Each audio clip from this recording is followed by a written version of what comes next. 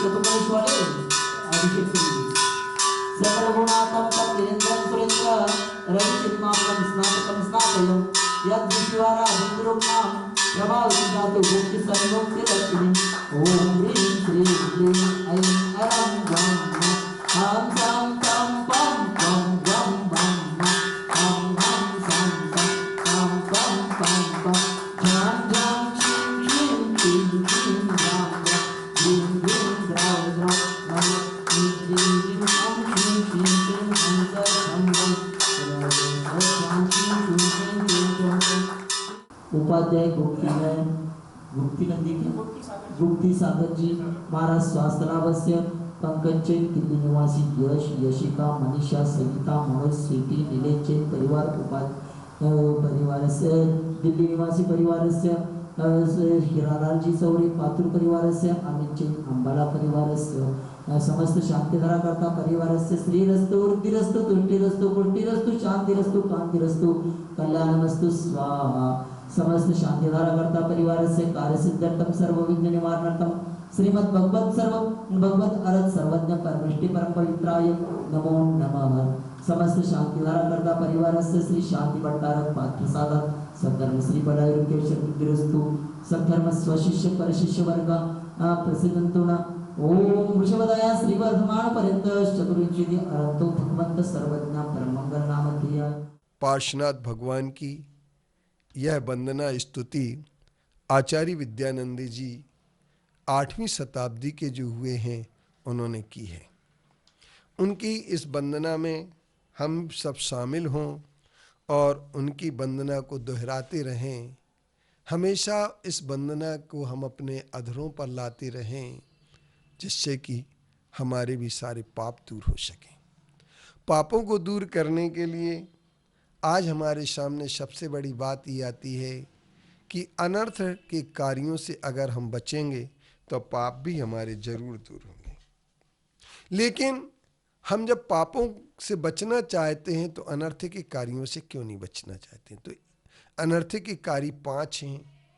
उनमें आचार्यों ने 5, वैसे तो बहुत सारे होते हैं लेकिन मूल रूप में आचार्यों ने 5 प्रस्तुत किए। पापोपदेश, हिंसा दान, दुष्श्रुति, अपध्यान और प्रमादचर्या।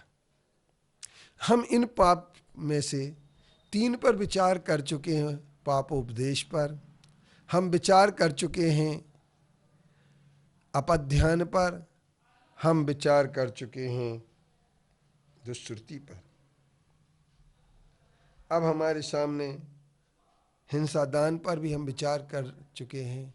अब आती है बात, हम एक बार विचार करें प्रमादचर्या पर।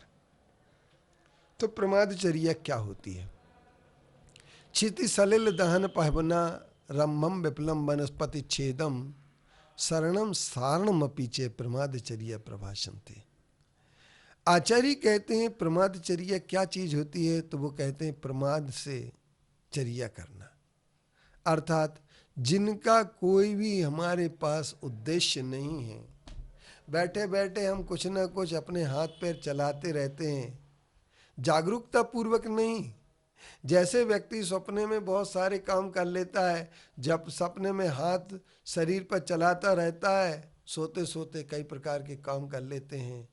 लेकिन इसी तरीके से व्यक्ति बिना जागरूक अवस्था के जो कुछ भी काम करता है उससे पृथ्वी, जल, अग्नि, वायु और वनस्पति जैसे स्थावर जीवों की जो हिंसा होती है, जिनका कोई हमें प्रतिफल नहीं मिलता है, जिनका हमें किसी प्रकार का कोई लाभ होने वाला नहीं है, फिर भी बैठे बैठे व्यक्ति कुछ ना कुछ काम अवश्य करता रहता है।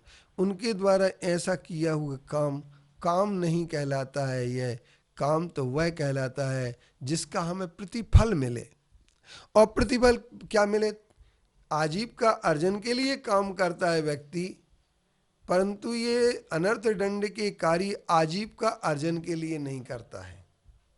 परिवार पोषण के लिए कार्य करता है तो परिवार पोषण के लिए भी नहीं होता है। बीमारी दूर करने के लिए हो तो बीमारी दूर करने के लिए भी नहीं होता। मन की शांति प्राप्त करने के लिए हो तो इन अनर्थों से कभी मन की शांति नहीं होती है।